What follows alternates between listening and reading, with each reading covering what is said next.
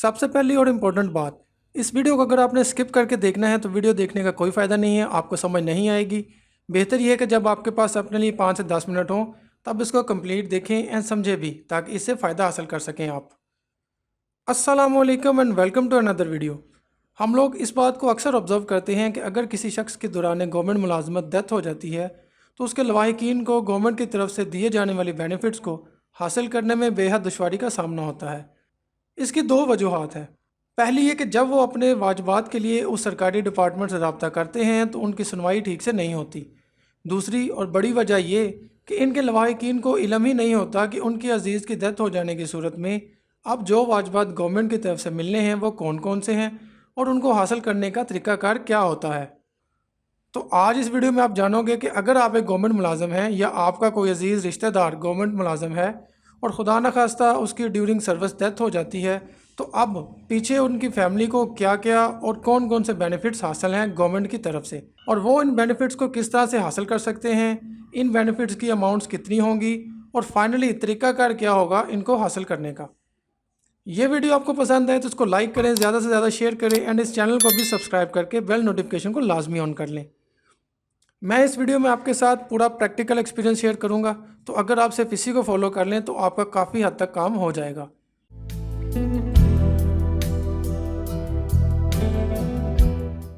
सबसे पहले आपको यूनियन काउंसिल से डेथ सर्टिफिकेट बनवाना होगा और सर्टिफिकेट पर इस चीज़ का ध्यान रखना होगा कि उसका नाम, उसके date of death, CNIC number बिल्कुल दुरुस्त लिखे हों। डेथ सर्टिफिकेट किस तरह से बनाया जाता है उसके लिए वीडियो की राइट अपर साइड पर एक लिंक आ रहा होगा, उस वीडियो को देखें, या फिर वीडियो की डिस्क्रिप्शन में भी लिंक मौजूद है, वहाँ से भी वीडियो देख सकते हैं।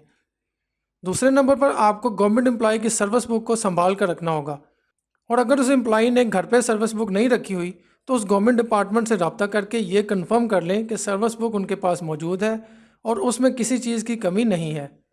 यूनियन काउंसिल से डेथ सर्टिफिकेट हासिल करने के बाद लवाहिकीन को उस सरकारी डिपार्टमेंट में डेथ नोटिफिकेशन जारी करने के लिए भी एक एप्लीकेशन देना होगी, और ये यूनियन काउंसिल वाला डेथ सर्टिफिकेट उस एप्लीकेशन के साथ में अटैच करना होगा, बिकॉज डिपार्टमेंटल नोटिफिकेशन के बगैर कोई भी अगली कार्रवाई शुरू नहीं होगी। जब वो सरकारी डिपार्टमेंट डेथ नोटिफिकेशन जारी कर देगा तो अब एक सरकारी मुलाजमीन के लवाहिकीन को 8 किस्म के बेनिफिट मिलेंगे, और अगर जिस एम्प्लॉय की डेथ हुई थी वो एक गजेटेड एम्प्लॉय था, यानी ग्रेड 17 या उससे बड़े स्केल का एम्प्लॉय था, तो उसको 9 किस्म के बेनिफिट्स मिलेंगे। इन बेनिफिट्स के बारे में हम वीडियो में आगे चल के बात करेंगे। दौरान सर्विस इंतकाल कर जाने वाले मुलाजमीन की लवाहिकीन को सिविल कोर्ट से सक्सेशन सर्टिफिकेट यानी जाननशीनी का सर्टिफिकेट भी हासिल करने के लिए बहुत जल्द और फौरी एप्लीकेशन देना होगी। आजकल कुछ डिपार्टमेंट्स में बगैर सक्सेशन सर्टिफिकेट भी ये बेनिफिट्स मिल जाते हैं, मगर एज़ पर लॉ आपको सक्सेशन सर्टिफिकेट्स लाजमी बनवाना चाहिए, और आप ये सक्सेशन सर्टिफिकेट आजकल बड़ी ही आसानी से नादरा ऑफिस से भी हासिल कर सकते हैं। मरने वाले की बेवा को तमाम वाजिबुल अदा बेनिफिट्स मिल जाएंगे, बट अगर ये बेवा दूसरी शादी कर लेगी तो सैलरी या पेंशन में से कुछ नहीं मिलेगा। ये सारे बेनिफिट्स हासिल करने के लिए कुछ डिपार्टमेंट्स में आपको नो मैरिज सर्टिफिकेट भी देना पड़ता है किसी स्टैम्प पेपर पर लिखकर, इस चीज़ को श्योर करने के लिए कि एम्प्लॉय की बेवा अपने शोहर के इंतकाल के बाद दूसरी शादी नहीं करेगी।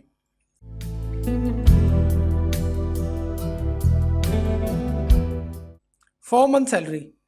गवर्नमेंट एम्प्लॉय की डेथ के फ़ौरन बाद उसकी बेवा को उसकी इद्दत के 4 मंथ के दौरान इस 4 मंथ की पूरी सैलरी इंक्लूडिंग ऑल अलाउंसेस दिए जाते हैं।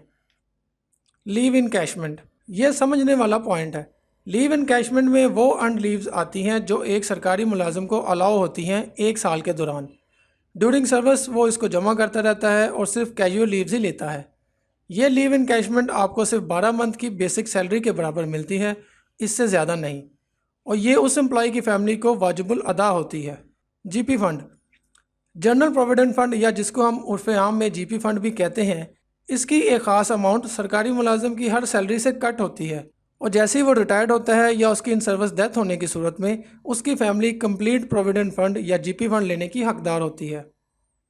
Group insurance, in service death की सूरत में उसकी फैमिली को ग्रुप इंश्योरेंस का पैसा भी मिलता है, और जिन इदारों में ये ग्रुप इंश्योरेंस दी जाती है वहाँ ये पैसा आपको सरकारी मुलाजिम के बेसिक पे स्केल के लिहाज से मिलता है।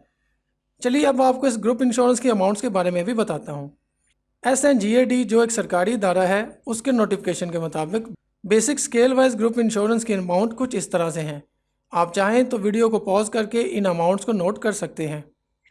फाइनेंशियल असिस्टेंस, फौरी माली इमदाद।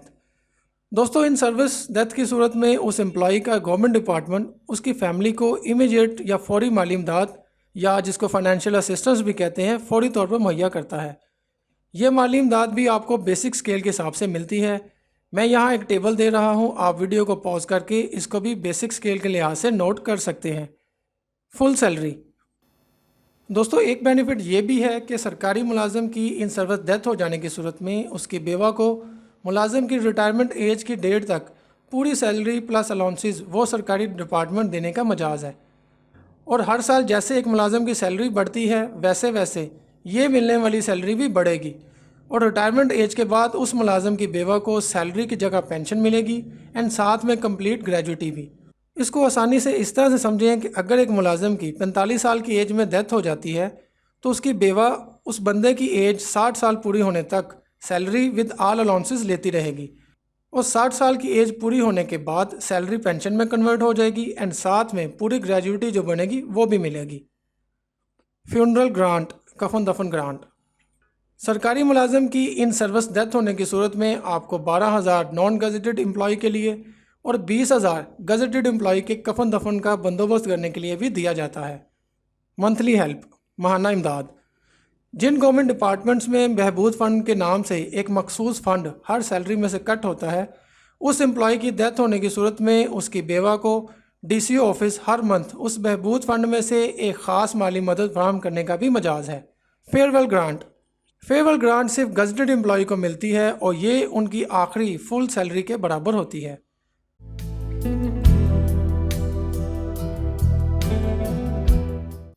Punjab civil servant appointment and condition of rules 1974 के सेक्शन 17A के मुताबिक अगर कोई एक सरकारी मुलाजम है और ड्यूरिंग सर्विस उसकी डेथ हो जाती है तो उसके किसी एक बच्चे को या उसकी वाइफ को वो सरकारी डिपार्टमेंट जॉब देने का अहल है।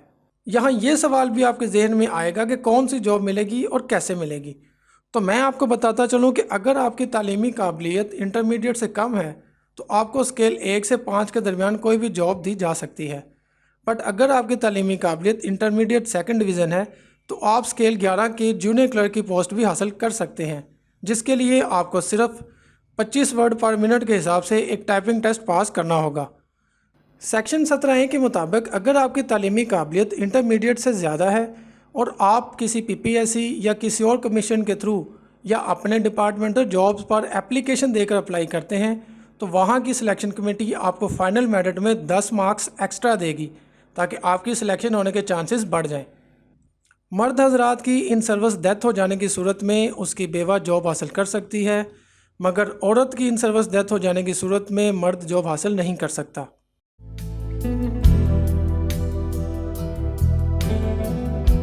इन सर्विस डेथ हो जाने की सूरत में उस एम्प्लॉय की एक या एक से ज़्यादा बेटियों की शादी के लिए भी वो सरकारी डिपार्टमेंट कुछ ग्रांट देने का मजाज है, और ये ग्रांट नॉन गजेटेड के लिए 1 लाख जबकि गजेटेड एम्प्लॉय के लिए 1.5 लाख होगी। ये ग्रांट हासिल करने के लिए उस एम्प्लॉय की फैमिली को उस बच्ची की शादी होने के 3 साल के अंदर अंदर एप्लीकेशन देना होगी और ये ग्रांट हासिल करना होगी। यहाँ एक और बात भी है कि अगर उस बच्ची की एक शादी ख़त्म होने के बाद दूसरी शादी करना मकसूद हो तो भी ये ग्रांट के लिए अप्लाई कर सकते हैं।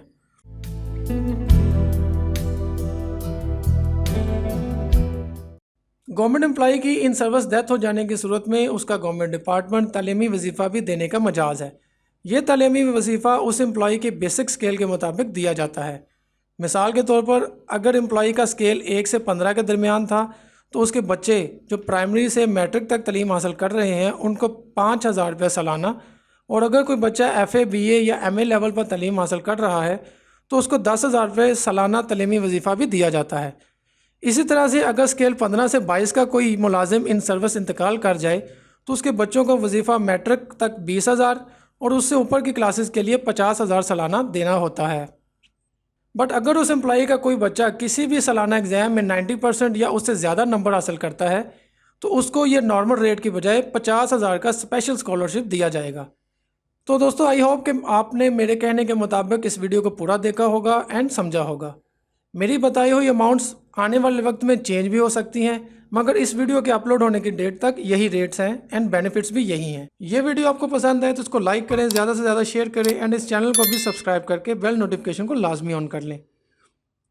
तो मैं मिलता हूँ आपसे अगली वीडियो के साथ, तब तक के लिए अल्लाह हाफिज़।